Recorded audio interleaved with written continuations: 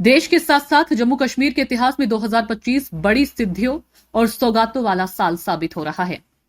कटरा से प्रधानमंत्री नरेंद्र मोदी जब शुक्रवार को वंदे भारत ट्रेन को हरी झंडी दिखाकर कश्मीर के लिए रवाना करेंगे, तब दशकों से नियति के भरोसे रहकर आतंक का दंश झेल रहे जम्मू कश्मीर के लोगों का एक और ख्वाब पूरा होगा।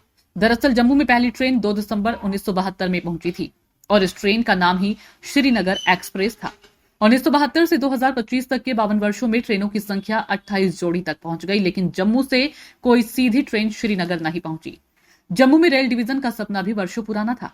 ये सपना भी साल की शुरुआत में 6 जनवरी को हुआ। प्रधानमंत्री ने जम्मू रेल मंडल का वर्चुअल उद्घाटन किया। उन्होंने उसी वक्त कहा था कि जम्मू कश्मीर रेल आधारभूत संरचना में नए रिकॉर्ड बना रहा है और इससे इस क्षेत्र की आर्थिक प्रगति और समृद्धि को बढ़ावा मिलेगा। यह भी सुखद है कि कश्मीर तक ट्रेन के लिए हरी झंडी दिखाने के महज 5 दिन पहले यानी 1 जून को जम्मू रेल डिवीजन को आधिकारिक दर्जा मिल गया और कामकाज भी शुरू हो गया है। दरअसल दरबार मुंह बंद होने के बाद जम्मू के लोगों के मन में पैदा हुई आशंकाओं का भी ये एक जवाब था। जम्मू की अर्थव्यवस्था को रफ्तार देने में इससे मदद मिलेगी। गर्व और समृद्धि से भरी दूसरी सौगात थी सोनमर्ग टनल।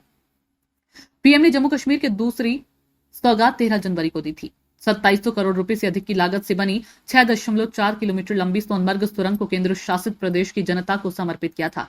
इस टनल के जरिए श्रीनगर और सोनमर्ग के बीच पूरे साल बाधा रहित आवागमन संभव हुआ है। ये खूबसूरत टनल उन प्रवासी श्रमिकों के हौसले और बलिदान की नींव पर तैयार हुई है जिन्होंने आतंकी हमले भी झेले हैं।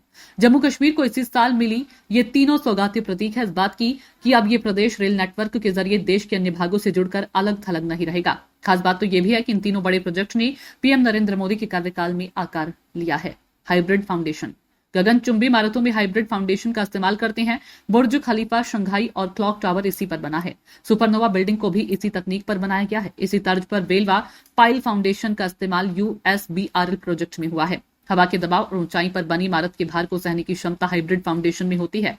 यह नींव उन स्थानों पर होगी उपयोगी जहां मिट्टी कमजोर, ढीली या रेतीली होती है और भूजल का स्तर अधिक होता है। इससे पूरे ढांचे के भार को नींव बड़े क्षेत्र में स्थानांतरित करने में सक्षम होती है, जिससे स्थिरता मिलती है।